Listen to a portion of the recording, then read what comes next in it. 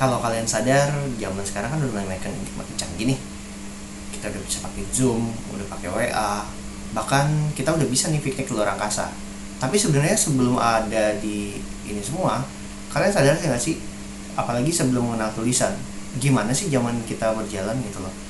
Apakah kita mengenal yang namanya teknologi-teknologi? Nah, untuk mengetahui itu semua, langsung aja kita bahas mengenai kehidupan masyarakat praksara Indonesia di Belajar sama Rudi.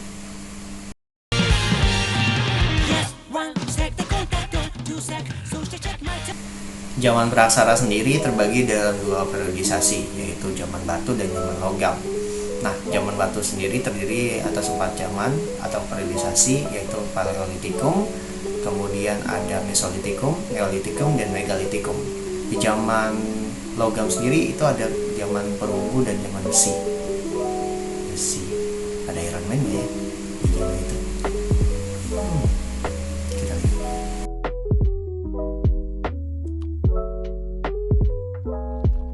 Oke, yang pertama kita bahas mengenai zaman batu tua atau biasa disebut dengan Paleolitikum. Zaman Paleolitikum ditandai dengan ditemukannya perkakas yang terbuat dari batu yang masih kasar, sederhana, dan sangat primitif. Kemudian Paleolitikum sendiri di Indonesia banyak ditemukan di daerah Pacitan dan Ngandong, Jawa Timur. Di kemudian Pacitan, alat batu yang digunakan yaitu kapak genggam atau biasa disebut dengan chopper, dan ada juga alat-alat yang sangat kecil yang terbuat dari tulang belulang ataupun batu yang biasa disebut dengan flake. Nah, manusia purba yang menghidupi zaman kebudayaan dari Pacitan ini sendiri yaitu jenis manusia purba Meganthropus. Balik lagi ke alat-alat dari perkakas itu, kapak genggam juga digunakan oleh manusia purba jenis Homo erectus. Sementara kebudayaan Ngandong sendiri lebih banyak ditemukan alat-alat serpih yang terbuat dari tulang-tulang hewan. Nah, alat-alat serpih ini biasanya digunakan untuk berburu dan karena mereka masih tinggal di gua-gua, mereka masih memburu hewan untuk dimakan secara langsung. Nah, biasanya alat-alat ini digunakan untuk keperluan seperti itu ya. Jadi menggunakannya sebagai berburu. The Paleolithics begin with the appearance of the first human beings and ends 8,000 years before Christ.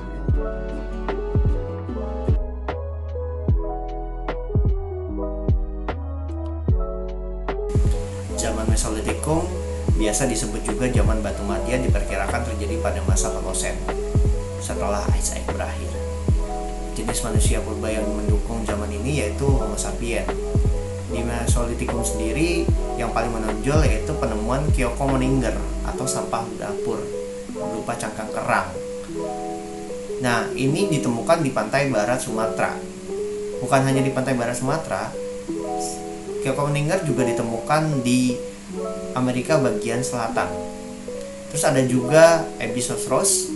Episosaurus sendiri adalah kebudayaan manusia purba yang tinggal di dalam gua, yang dibuktikan dengan ditemukannya lukisan-lukisan dinding gua dan beberapa artefak di gua tersebut. Nah, di zaman ini juga ditemukan fable atau kapak genggam, bentuknya bulat pipih dan bentuknya juga sudah halus. Episosaurus sendiri ditemukan di beberapa tempat di Indonesia, contoh di Sampung Bone, kemudian ada juga di Gua Leang-Leang di daerah Maros. Ini diperkirakan tertua di dunia sekitar 45.500 tahun yang lalu. Tua juga.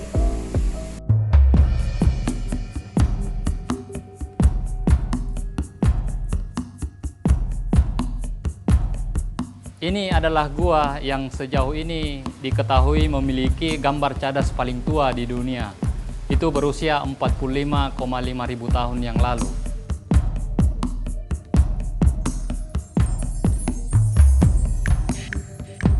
Sebenarnya makhluk ini itu tidak ada di kehidupan nyata gitu. Jadi manusia itu menggambar berdasarkan apa yang dipikirkan atau diimajinasikan. Ini bisa jadi menjadi awal mula dari religi atau kepercayaan spiritualitas. sebelum penelitian di wilayah Kabupaten Maros dan Pangkep ini dipublikasi, para peneliti meyakini bahwa ledakan intelektual pertama itu hanya ada di Eropa. Tetapi ketika penelitian di sini dipublikasi tahun 2014, itu menunjukkan bahwa di sini juga punya kemampuan kognitif yang sama gitu. Jadi setidaknya ada 2 periode ledakan kognitif di dunia, di Eropa dan di Maros dan Pangkep.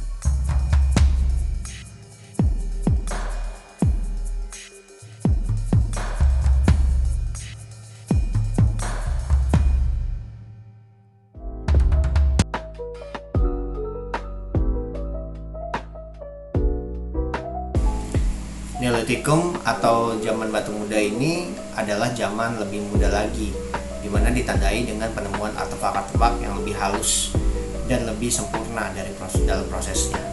Pada Neolitikum, perkakas yang ditemukan sudah mulai halus seperti kapak persegi dan atau yang biasa disebut juga dengan belik persegi, yang digunakan biasanya untuk mencangkul. Nah, manusia purba biasanya menggabungkan bilok persegi ini dengan kayu supaya dia bisa mencangkul. Kemudian ada juga yaitu kapak lonjong, yang mana kapak tersebut digunakan untuk menebang pohon. Nah, dari sini kita udah tahu nih bahwa manusia purba di zaman ini sudah mengenal yang namanya bercocok tanam, karena sudah melakukan pencangkulan dan penebangan pohon. Neolithic times began with the practice of agriculture and cattle raising. The word Neolithic means new stone, and this explains why the stone tools that appeared during this period were much more elaborate than Paleolithic tools.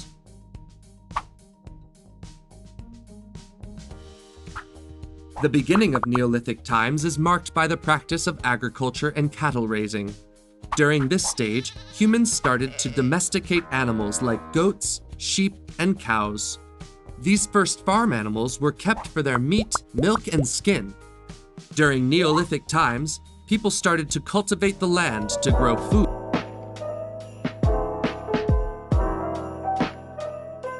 Dari etimologinya sendiri, Megalitikum biasa berarti zaman batu besar, yang dimana zaman ini ditandai dengan banyaknya penemuan bangunan-bangunan atau peninggalan dalam bentuk batu-batu besar. Ini dimaksudkan buat acara peribadatan atau mengenang arwah nenek moyang. Di masa ini, masyarakat praksara sendiri memiliki kepercayaan terhadap kekuatan gaib, seperti percaya arwah nenek moyang mereka itu akan tinggal setelah meninggal, itu akan tinggal di batu-batu besar atau pohon-pohon besar. Nah, kepercayaan ini biasa disebut juga dengan animisme, dinamisme, ada juga yang disebut totemisme. Animisme sendiri adalah kepercayaan kepada makhluk halus atau roh-roh pendahulu yang masih ada di sekitar.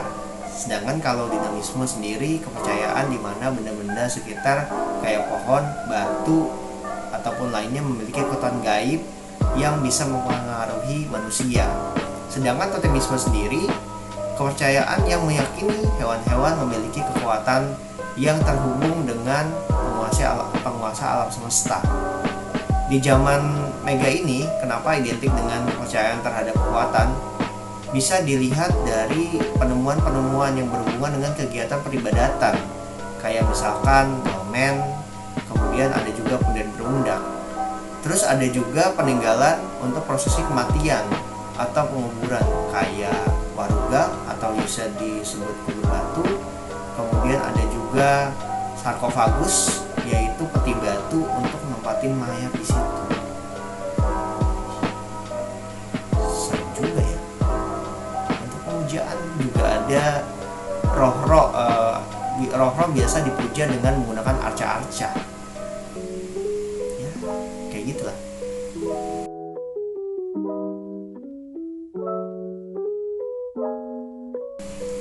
Zaman logam atau zaman Perundagian sendiri, di mana kebudayaan manusia praksara sudah mulai mengenal yang namanya teknik untuk menggunakan logam dalam kesehariannya.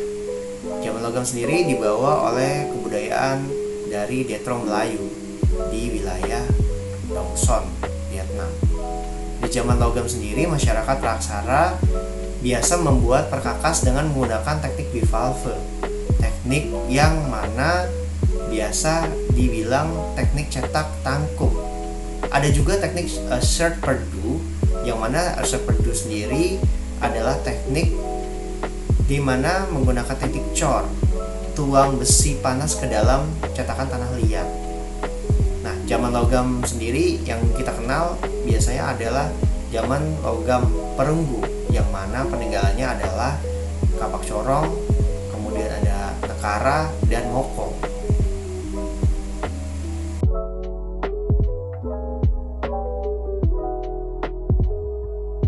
Masa berburu dan meramu sendiri sering juga dibilang masa mengumpulkan makanan, atau bahasa Inggrisnya yaitu food gathering. Di masa ini masyarakat Praksara masih melakukan perburuan hewan-hewan yang bisa mereka makan secara langsung. Dengan cara melakukan perburuan secara berkelompok dan mengumpulkan makanan kayak buah-buahan dan biji-bijian yang bisa mereka makan secara langsung. Karena sistem masih mengumpulkan makanan, makanya masyarakat Praksara pada masa ini hidup masih secara berkelompok dan berpindah-pindah atau nomaden, tinggal di dalam gua ataupun di atas pohon.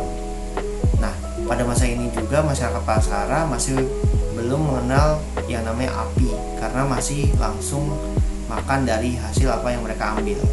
Ketika mereka menemukan api, mereka masuk ke masa berburu dan meramu tingkat lanjut, di mana di masa ini mereka sudah mulai tinggal di gua-gua dan menetap di gua-gua tersebut, tetapi mereka masih tinggal secara berkelompok.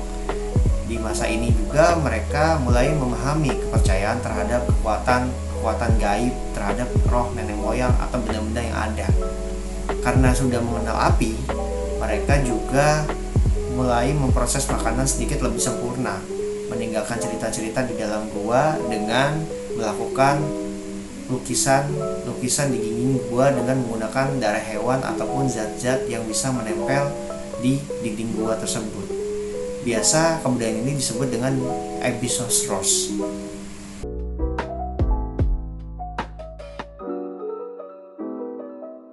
Dengan pola hidup yang sudah menetap dan mengenal api, pada akhirnya masyarakat Praksara sendiri mulai mencoba mengumpulkan makanan dan memproduksinya dengan cara bercocok tanam. Awalnya mereka bercocok tanam seadanya di sekitar tempat menetap mereka. Lama-kelamaan mereka mencoba membuka lahan dengan cara teknik slash and burn atau tebang dan bakar, yang mana pola ini memudahkan mereka untuk membuka lahan baru untuk melakukan bercocok tanam atau produksi. Di masa ini masyarakat mulai melakukan pola menetap di luar gua dengan mendirikan hunian-hunian sederhana di pinggir-pinggir sungai ataupun di pinggir-pinggir pantai.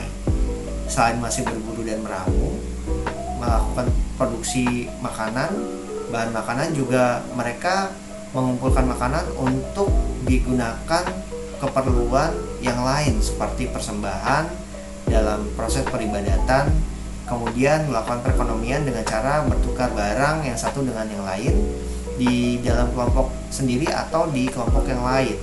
Nah, karena mereka sudah mengenal pola menetap atau sendenter dan pola kepercayaan, otomatis mereka mulai mengenal seseorang yang menjadi primus inter pares atau kepala kelompok. Masa ini lebih alami di masa Megalitikum dan masa Perundagian, karena pada masa ini mereka sudah terlihat menetap dan mengenal perkakas yang lebih bagus. At the peak of the last ice age, just some 20,000 years ago, the global population was perhaps as low as just 2 million people, less than 0.1% of what it is now. Human societies consisted of widely dispersed bands of hunter-gatherers, who followed a lifestyle that had not changed greatly since the appearance of recognizably modern humans some 30,000 years ago. Then, the world's population exploded. First, people began to settle in one place, then to farm crops and animals. Villages appeared, followed by towns and eventually cities.